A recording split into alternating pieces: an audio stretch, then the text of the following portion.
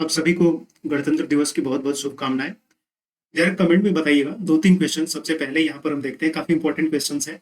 Okay, आपको ये जानकारी होनी भी चाहिए, हमारे रिपब्लिक डे से रिलेटेड है, तो थोड़ा सा इसके बारे में भी थोड़ा सा एक जीके टाइप का कुछ हो जाए। ओके, तो सबसे पहले तो एक ये चीज आप बताइए, कमेंट बॉक्स में जरूर बताइए कि अभी जो रिपब्लिक डे मनाया जा रहा है 26 जनवरी को, ठीक है, ये हमारा कौन सा संस्करण है, यानी कि ये कौन सा एडिशन है कह सकते हैं। ठीक है, जैसे होता है ना कि 40th या 60 17। ओके, तो कौन सा ये एडिशन है, कौन सा संस्करण है, या कितने साल हो गए हमको 26 जनवरी मनाते हुए, तो कौन सा हुआ ये 26 जनवरी को मना रहे हैं यहाँ पे, इसके बारे में थोड़ा सा कमेंट कीजिएगा। दूसरी चीज कमेंट ये कीजिएगा कि जो झंडा फहराने का काम करते हैं, यहाँ पर किसके द्वारा किया जाता है, ये प्रेसिडेंट के द्वारा किया जाता है या फिर ये पीएम के द्वारा किया जाता है। और एक थर्ड ऑप्शन ये बताइएगा कि ये जो झंडा फहराने का सेरेमनी होता है, ये कहाँ पर किया जाता है।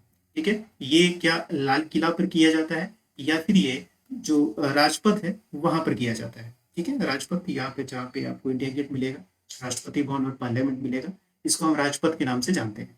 ठीक है, तो तीन क्वेश्चंस के जरा जल्दी से वीडियो को पॉज कीजिएगा और तुरंत अभी वीडियो को पॉज कीजिए और जल्दी से कमेंट बॉक्स में इन तीनों के जवाब आप दे दीजिए कि कौन सा एडिशन है, कौन झंडा फहराता है 26 जनवरी के दिन, प्रेसिडेंट या पीएम, और ये कहाँ पर फहराया जाता है, लाल किला या फिर राजपथ पे। इन तीनों के जल्दी से और तुरंत अभी जस्ट 3-4 सेकेंड में वीडियो पॉज कीजिए और वहां पे ये पेस्ट कीजिए। ठीक है, ये आपको जानना चाहिए, ये एक जीके टाइप का है और ये काफी इंपॉर्टेंट है। कम से कम ये सारी चीजें इंपॉर्टेंट है, भले आप एग्जाम दे या ना दे या फिर क्या करते हैं क्या नहीं करते हैं, बट बीइंग अ सिटीजन ये तीन चीजें आपको एकदम पता होनी चाहिए, और कम से कम ये तो दो चीजें तो फिक्स रहती हैं। ठीक है, बाकी ये चेंज होता रहता है, हर साल ये एडिशन चेंज होता रहेगा, लेकिन ये दो चीजें फिक्स हैं। तो जरा जल्दी से कमेंट कीजिए, then will continue the video. ठीक है, चलिए मैं कंटिन्यू करता हूँ। आई होप कि आपने पॉज किया होगा और वहां पे कमेंट में इन तीनों के जवाब आपने दिए होंगे।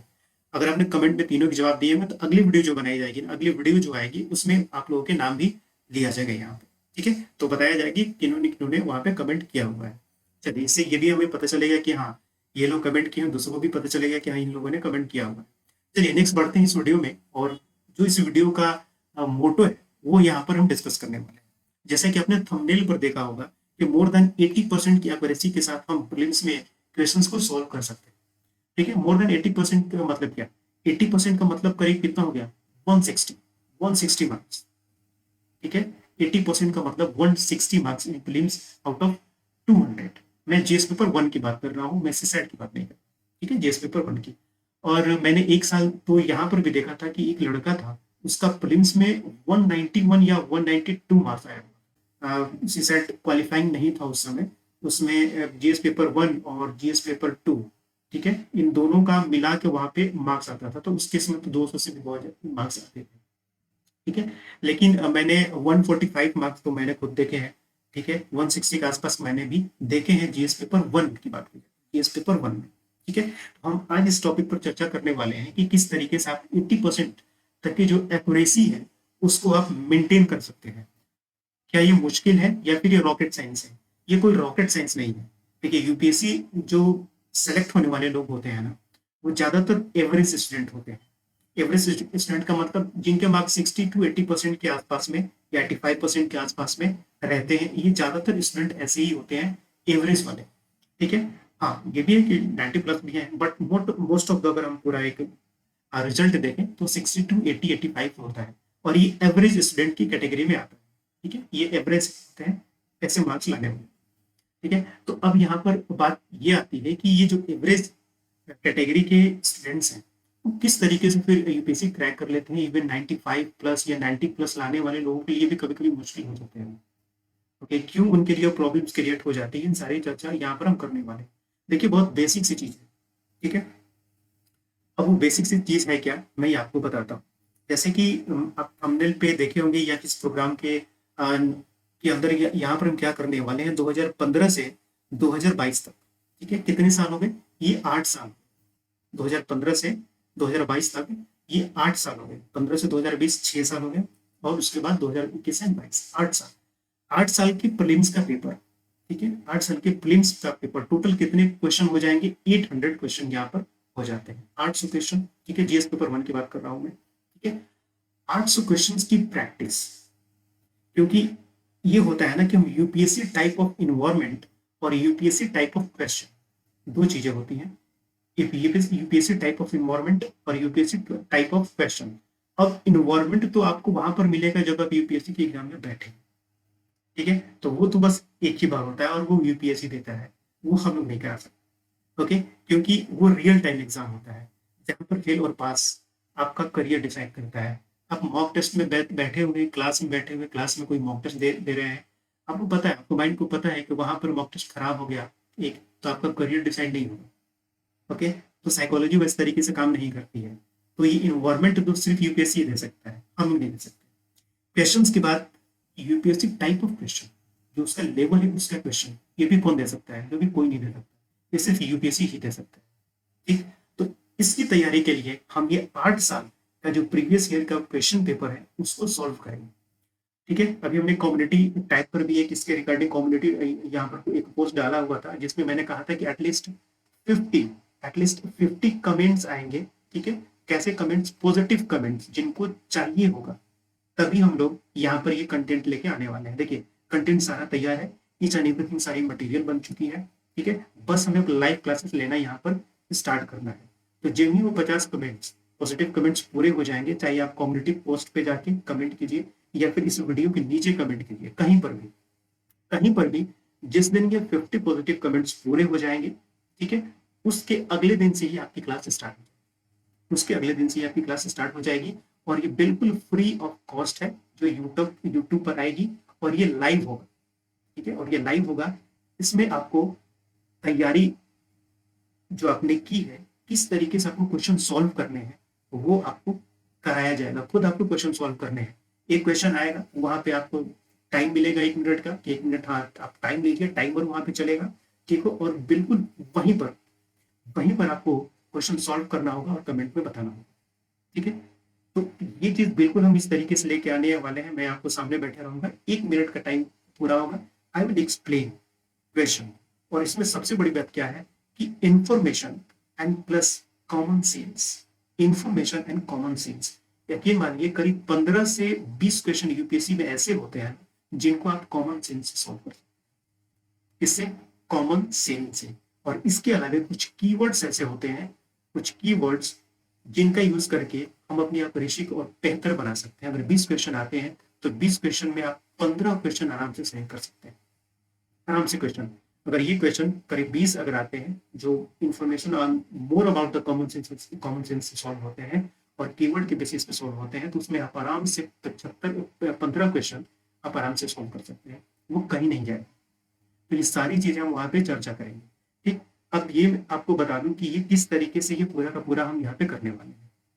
ठीक है, अब देखिए, वैसे 800 क्वेश्चन, हम 800 पूरे क्वेश्चन नहीं लेंगे यहाँ पे। रीजन क्या है कि 800 क्वेश्चन में कुछ क्वेश्चन करंट अफेयर्स के भी होते हैं, तो करीब 20 से 30 क्वेश्चन हर साल वैरी करता है, करंट अफेयर्स का क्वेश्चन रहता है।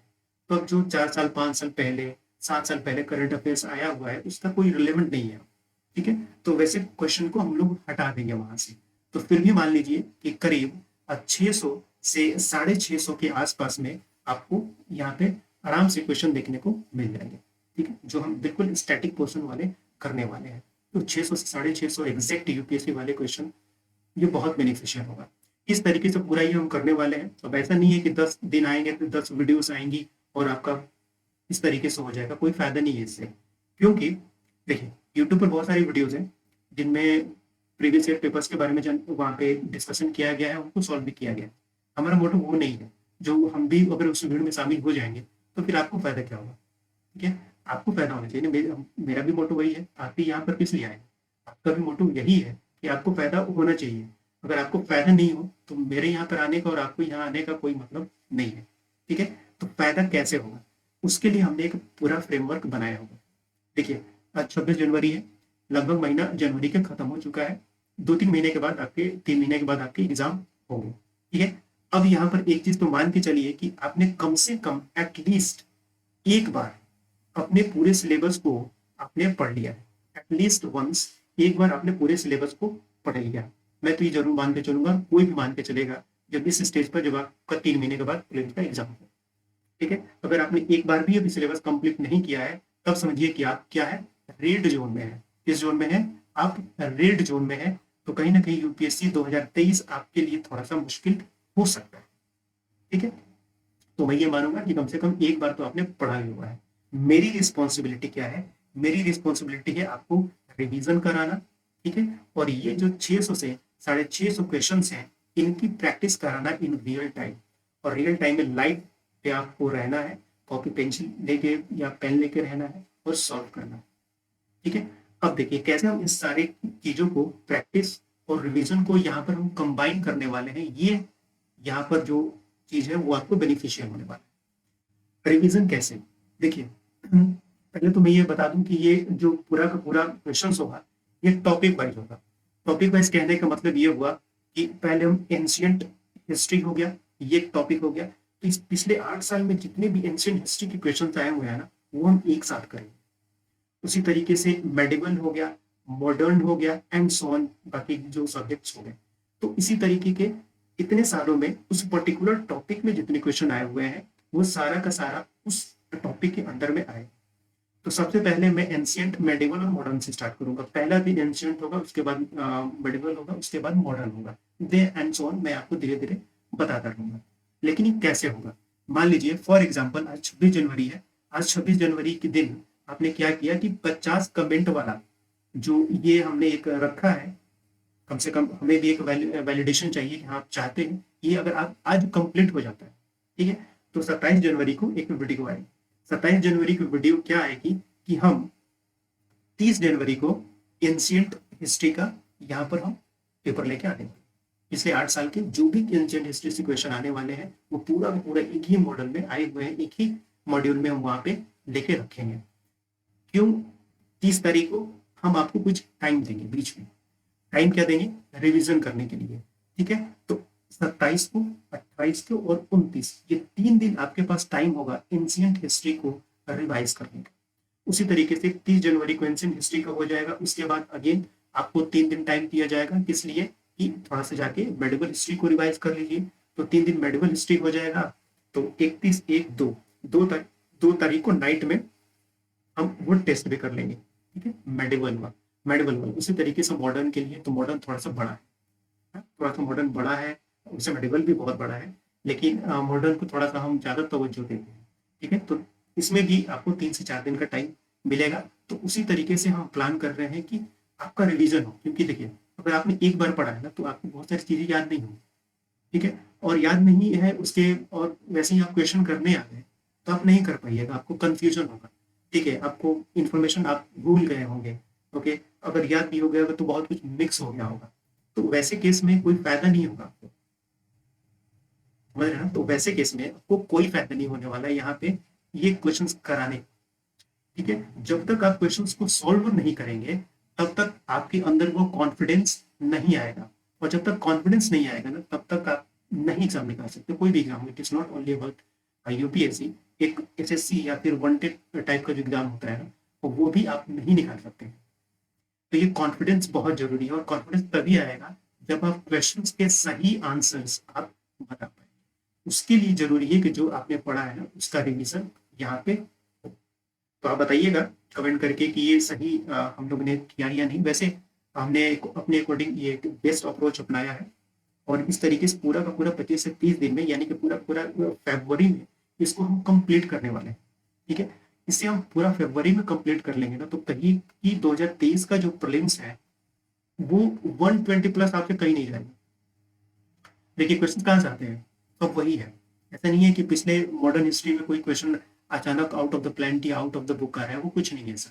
वही चीज आती है, वही चीज घुमा फिरा के आती है। ऑप्शन भी वही चीज होते हैं, बस ऑप्शन में थोड़ा सा ट्विस्ट रहता है। कंटेंट तो वही है ना, हिस्ट्री तो बदलने वाली नहीं है वही चीज, लेकिन बस थोड़ा सा ट्विस्ट रहता है। अब हम लोग प्रीवियस ईयर बनाते क्या है, हम प्रीवियस ईयर के पेपर को कैसे बनाते हैं? या तो हमने प्रिपरेशन करने से पहले प्रीवियस ईयर पेपर उठा लिया देखने के लिए कि क्या पूछा जाता है, फिर एग्जाम टाइम हम उसको बनाते नहीं है एक्चुअली। और बनाते हैं तो मुश्किल से कोई 8 साल का बनाता है क्या, या 5 साल का भी कोई बनाता है? मैं यहाँ पर गारंटी दे सकता हूँ कि 100 में से मात्र एक ही स्टूडेंट ऐसा होगा जो कम से कम 5 साल का पेपर बना के जाता होगा। 100 में से मात्र एक, और वो भी एक बार, और एक बार में वो भूल जाएगा। ठीक है, अब तो 100 में से एक बार क्या, 1%। सिलेक्शन भी वैसे ही होता है, कोई उठाएगा भी ना क्वेश्चन बनाने का, तो 1 साल का बनाएगा, 2 साल का बनाएगा, 2 साल के बाद उसका एनर्जी खत्म, 2 साल का पेपर बनाने के बाद उसकी एनर्जी खत्म, वो 5 साल तक पहुंचेगा ही नहीं बनाने के लिए। यही होता है जनरली। और उसके बाद लगता है कि यार 2 साल का बन गया, थोड़ा सा वो इधर उधर बना ले। मार्केट में कुछ फैंसी टेस्ट सीरीज चलते हैं कि मेरे टेस्ट सीरीज से 70 क्वेश्चन आ गए, मेरे टेस्ट सीरीज से 80 क्वेश्चन आ गए। तो फिर वो क्या करता है ना कि वो फैंसी चीजों में फंसता है। उसके बाद वो जाता है परचेज करने के लिए कि एकदम कुछ संजीवनी बूटी जड़ी बूटी मिल जाएगी और प्रीलिम्स निकल जाएगा। होता कुछ नहीं है, वो 40 क्वेश्चन भी नहीं करके आएगा प्रीलिम्स में। और फिर वही जिन्होंने कहा था ना कि 80 क्वेश्चन हमारे आए थे, वो फिर अगली बार वो कुछ नहीं करेंगे, फिर अपने कुछ ट्वीट करके एक वर्ड भी अगर पेपर में आ गया ना तो कहेंगे कि हाँ हमारे यहाँ से ही आया था। तो देखो भाई, अगर आप 30 मॉड्यूल तैयार कर रहे हैं, दुनिया भर का करंट अफेयर्स दे रहे हैं, तो क्वेश्चन तो वहीं से आते हैं ना।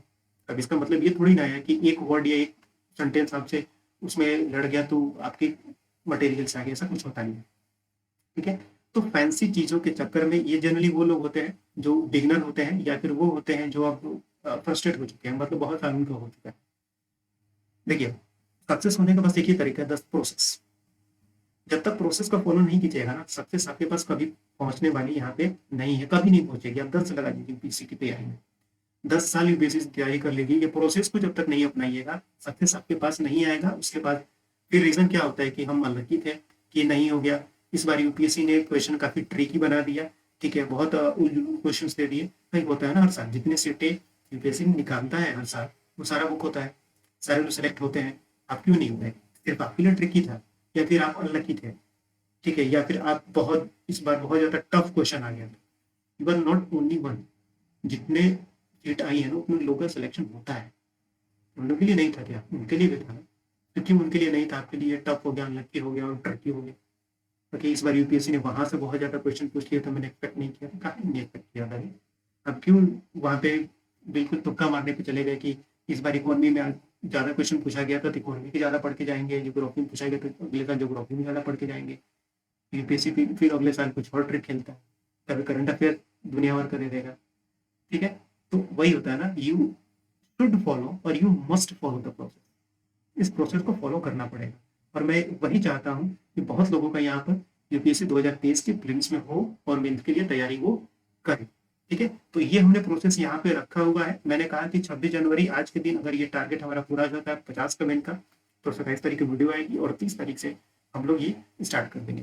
पहले मैंने कहा कि पूरा पूरा कंटेंट तैयार, किस तरीके से पढ़ाना है, क्या क्या क्वेश्चन आने वाले हैं, सारा 8 साल का ईच एंड एवरीथिंग का पूरा कंटेंट तैयार है। ठीक है, वहां पर टाइमर लगा होगा एकदम, उस टाइमर के अंदर ही आपको एक वहां पे आंसर देना है, तो प्रेशर भी आप पे क्रिएट होगा। तो हम चाहते हैं कि थोड़ा सा एक रियल टाइम सिनेरियो पूरा यहाँ पर क्रिएट हो, यूपीएससी टाइप ऑफ इन्वॉल्वमेंट, ठीक है, और UPSC type of question. Okay, तो टाइमर भी लगा होगा, टाइमर का प्रेशर और यूपीएससी का ही क्वेश्चन होगा वहां पे। ओके, तो ऐसा भी नहीं है कि कुछ अलग से क्वेश्चन वहां पे आने वाला है। ठीक है, तो इन सब सारी चीजों की चर्चा हम वहां पे करने वाले हैं। दूसरी चीज और मैं आपको बता दूं कि एनसीईआरटी, ठीक है, बहुत सारे ऐसे क्वेश्चन मैं आपको जो चर्चा करूंगा ना, तो मैं वहां पर एनसीईआरटी के क्वेश्चंस की, एनसीईआरटी के बुक्स की मैं स्ट्रेंथ बताऊंगा, क्या बुक है। कम से कम हर पेपर में 15, एटलीस्ट कम से कम 15 क्वेश्चन ऐसे मैं बताऊंगा जो सीधे के सीधे एनसीईआरटी बुक्स है। ये भी मैं बताऊंगा। आप एनसीईआरटी को अंडरमाइन करते हैं, ये भी मैं बताता हूँ कि एनसीईआरटी कैसे लोग पढ़ते हैं। मैक्सिमम लोग एनसीईआरटी नहीं पढ़ते हैं, ठीक है, ये भी पता है। मुश्किल 100 में से 5 लोग एनसीईआरटी पढ़ते हैं, मात्र 5% एनसीईआरटी। और इस 5 में से भी 90% लोग एनसीईआरटी कैसे पढ़ते हैं? रामायण की तरह पढ़ते हैं वो। जैसे रामायण की कथा होती है ना, हम लोग क्या, या श्रीमद भागवत की कथा होती है या इस तरीके की जो कथाएं होती हैं, वो उस तरीके से पढ़ते हैं। एनसीईआरटी की सारी बुक खरीद लाएंगे, मैंने देखा है बहुत लोगों को पूरा एनसीईआरटी की बुक एक साथ मंगाते हैं, उसके बाद वो कभी खत्म नहीं करते हैं उनसे। लेकिन जो लोग खत्म भी कर लेते हैं ना, वो रामायण की तरह पढ़ते हैं, हाँ ये हो गया, ऐसा पढ़ लिया, ये एक लाइन वो लाइन, उसके बाद बुक, मतलब ऐसा लगता है ना कि एक बोझ है उनके ऊपर, उस बोझ को उतारने या फॉर्मेलिटी निकाल रहे हैं। ठीक है, फॉर्मेलिटी। और फॉर्मेलिटी जो होती है ना, वो फॉर्मेलिटी ही होती है, वो सीरियस फॉर्मेलिटी, ये उल्टा होता है सीरियसनेस का। ओके, ये उल्टा होता है सीरियसनेस का। तो फॉर्मेलिटी फिर फॉर्मेलिटी की तरह ही होती है। सारा बुक पढ़ लेंगे लेकिन रामायण की तरह, कथा की तरह पढ़ते हैं, और वहां से कुछ उनको मिलता नहीं है। लास्ट में पूछो कि एनसीईआरटी तुमने पढ़ा, वो कहेंगे हाँ एनसीईआरटी मैंने पढ़ी है, बिल्कुल कॉन्फिडेंस में आपसे बोलेंगे, और सही बात है एनसीईआरटी में पढ़ी है उन्होंने। लेकिन उस एनसीईआरटी से कुछ पूछ दो उनको तो फिर वो हवा हो जाते हैं, बिल्कुल वो क्या हो जाते हैं, हवा, एकदम एयर, गायब, खत्म। फिर वो कहते हैं यार एनसीईआरटी मैंने एक बार ही पढ़ी है, उस एक बार की एनसीईआरटी और कथा टाइप की पढ़ने की एनसीईआरटी से कुछ होता होगा नहीं। तो या तो आप ना पढ़िए तो कम से कम एनर्जी बचा रहेगा और फेल होते रहिए, ठीक है, या फिर पढ़िए तो अच्छे से पढ़िए कि कम से कम ये जो 15 क्वेश्चन आते हैं ना, ये आपके कहीं नहीं जाएंगे। ये इजी क्वेश्चन होते हैं, ये इजी क्वेश्चन होते हैं जो हम लो हैंगिंग फ्रूट कहते हैं ना, जो सबको करना ही है। ये वही क्वेश्चन होते हैं 15 एनसीईआरटी वाले जो आप मैक्सिमम गलत करके आते हैं। 2022 में क्वेश्चन आया हुआ था कि इनमें से बताइए कि कौन से रियल सेक्टर ऑफ इकोनॉमी में है या नहीं, कौन सा इसमें रियल सेक्टर ऑफ इकोनॉमी में आता है कि नहीं। आपने 2022 का पेपर देखा है? उसमें देखिएगा एनसीईआरटी के +2 के इकोनॉमी में real sector of economy and nominal sector of economy, ये बड़े बड़े स्वर्णिम अक्षरों में मेंशन है, वहां स्वर्णिम अक्षरों में मेंशन है। और उसमें एग्जाम्पल भी लिखा गया है कि वहां पर एग्रीकल्चर है, ठीक है, और वहां पर मैन्युफैक्चरिंग है। वहां पर एकदम जैसे एग्जाम्पल में एकदम वो करके लिखा हुआ है वहां। और ऑप्शन भी आपका ऐसा ही था। ऑप्शन क्या था, एक पहला ये था कि किसान जो खेतों में क्रॉप उगाता है वो इस तरीके से इसमें दिया गया, तो वो क्या है, एग्रीकल्चर हो गया। दूसरा ये चीज था कि कॉटन जो होता है बनाने वाली जो मशीन होती है जो कॉटन से यार्न बनाती है, तो ये क्या है, मैन्युफैक्चरिंग हो गया, ठीक है। तीसरा ये था कि जो लोग फाइनेंस सेक्टर में, जैसे कि एक फोर्थ ऑप्शन था, तीसरा मुझे ज्यादातर याद नहीं आ रहा, एक फोर्थ ऑप्शन था जो हम आपको मसाला बॉन्ड इशू करते हैं ना। तो मसाला बॉन्ड क्या होता है, मसाला बॉन्ड ये होता है जिसे हम रूपी में ओवरसीज में जाके इशू करते हैं, तो वो मसाला बॉन्ड होता है। तो मसाला बॉन्ड डायरेक्ट नहीं लिखा गया था, वो लिखा गया था कि कोई फाइनेंशियल इंस्टीट्यूशन जो रिपो डोमिनेशन बॉन्ड इशू करता है। और 3 में बैंकिंग सर्विस के बारे में लिखा गया था, ठीक है। और बैंकिंग सर्विस और मसाला बॉन्ड क्या है, ये फाइनेंस मार्केट से रिलेटेड है। और रियल इकोनॉमी में वो इकोनॉमी होती है जो कि फिजिकल गुड्स को प्रोड्यूस करने का काम करती है। तो जो सर्विस सेक्टर होता है वो फिजिकल गुड्स प्रोड्यूस नहीं करता है, वो इनविजिबल गुड्स होते हैं। तो आराम से ये 2 ऑप्शन सही था यहाँ पे। अब यूपीएससी ने थोड़ा सा उल्टा किया था। आपकी इकोनॉमी के बुक में एनसीईआरटी में एग्रीकल्चर और मैन्युफैक्चरिंग लिखा हुआ है रियल इकोनॉमी में। यूपीएससी ने क्या किया कि फर्स्ट ऑप्शन में लिख दिया कि फार्मर जो ग्रो करता है क्रॉप। सेकंड ऑप्शन में उसने लिख दिया कि एक वो मिल होगा जो कि कॉटन से टेक्सटाइल मिल होगा जो कॉटन से यार्न बनाता है। तो क्या है, मैन्युफैक्चरिंग ही तो है। तो यूपीएससी ने एक इलेबोरेट करके एग्जाम्पल के तौर पे वहां पे स्टेटमेंट लिखा, तो वही है ना। तो सीधा का सीधा यहाँ पे लिखा हुआ है और मैं डिट्टो देख के यहाँ पे कह सकता हूँ कि मैक्सिमम लोग ये क्वेश्चन गलत करके आए होंगे। ये रियल जो है ना ये कीवर्ड है वहां पे, और ये लोग सबका लगा के आए होंगे। तो एग्रीकल्चर भी यार होता ही है, प्राइमरी सेक्टर है, मैन्युफैक्चरिंग सर्विस सेक्टर है, और बैंकिंग और ये बॉन्ड्स वगैरह फाइनेंशियल सेक्टर में आते हैं, तो ये आपका सर्विस सेक्टर में आ सकता है। तो 3 सेक्टर तो इकोनॉमी के होते ही है, सही बात है, 3 सेक्टर इकोनॉमी के होते हैं। लेकिन वो सेक्टर ऑफ इकोनॉमी नहीं, वो रियल सेक्टर ऑफ इकोनॉमी पूछ रहा है। उसमें भी वो नीश पूछ रहा है, नीश।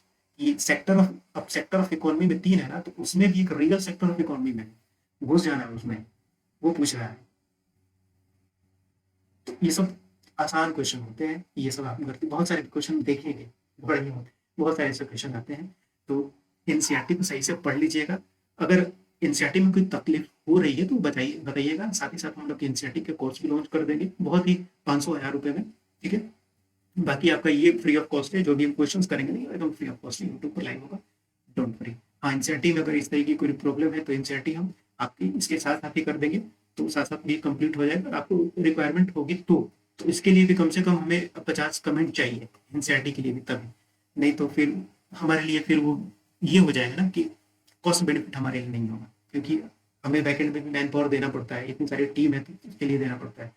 तो एनसीईआरटी जरूरत होगा तो, अदरवाइज हमारा अभी फोकस क्या है, हमारा हमारा अभी ये फोकस है कि ये जो हम आपका यहाँ पर लाने वाले हैं ये पूरा 2015 से 2022 तक के ईयर्स के क्वेश्चन पेपर यहाँ पर इस तरीके से सॉल्व करें, ठीक है। तो कमेंट बॉक्स में लिखिएगा, देन हम इसको अगर आज पूरा हो जाता है तो कल आपको नेक्स्ट वीडियोस मिल जाएंगे, और 30 तारीख से हम लोग अपना कंटेंट भी यहाँ पे स्टार्ट कर देंगे, ठीक है। तो 2 चीजें हमने यहाँ पर देखी, तो एक तो हमारा 2015 से 2022 तक ईटीएस का पेपर और किस तरीके से हमें करना है ये हमने बात कर ली। दूसरी चीज एनसीईआरटी जरूर कीजिएगा, और एनसीईआरटी जब कर लीजिएगा तो आपको वहां पे दिखेगा कि कैसे कम से कम 15 क्वेश्चन यहाँ पर हर साल ही एनसीईआरटी से पूछे जाते हैं, जो बहुत ईजी होते हैं, बहुत ही ज्यादा ईजी होते हैं, ठीक है। और अगर नहीं आप कर पाते हैं, अगर आपको कोई समस्या होती है, अगर आपने अभी तक नहीं किया है तो आप हमें बताइएगा, इसके अकॉर्डिंग भी बहुत निम्न में 500-1000 रुपये का पूरा एनसीईआरटी 6 तक हम आपको करा भी देंगे, ठीक है, तो कोई इसमें समस्या नहीं है, ठीक है। तो चलिए कमेंट करके बताइएगा जो आपको जानना होगा, और कमेंट के अकॉर्डिंग नेक्स्ट वीडियो आपको यहाँ पे